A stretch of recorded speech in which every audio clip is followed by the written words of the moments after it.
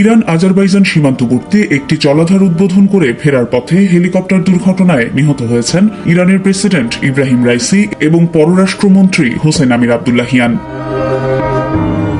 Ibrahim Raisi ও পররাষ্ট্রমন্ত্রী Amir আবদুল্লাহিয়ানকে বহনকারী হেলিকপ্টার বিধ্বস্তের দুর্ঘটনাস্থলের ভিডিও প্রকাশিত হয়েছে। ড্রোনে ধারণ করা ভিডিওটি সামাজিক যোগাযোগ মাধ্যম এক্সে প্রকাশ করেছেন আল জাজিরার সাংবাদিক আলী হাশেম। সোমবার প্রকাশিত ভিডিওতে দেখা গেছে বিধ্বস্ত হেলিকপ্টারটির পেছনের অংশ ছাড়া কিছুই অবশিষ্ট নেই।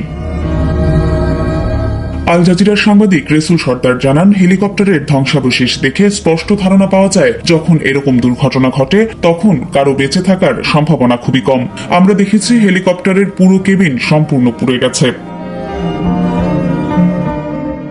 ইরানি কর্তৃপক্ষ বলছে কিছু মৃতদেহ এতটাই পুড়ে গেছে যে এগুলো শনাক্ত করার মতো অবস্থায় নেই।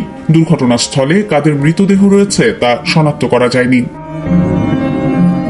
রোববার আজারবাইজানের সীমান্তবর্তী এলাকায় দুই দেশের যৌথভাবে নির্মিত একটি বাঁধ উদ্বোধন করতে চান ইরানের প্রেসিডেন্ট ও পররাষ্ট্রমন্ত্রী। সেখানে আজারবাইজানের প্রেসিডেন্ট ইলহাম আলিয়েভও ছিলেন।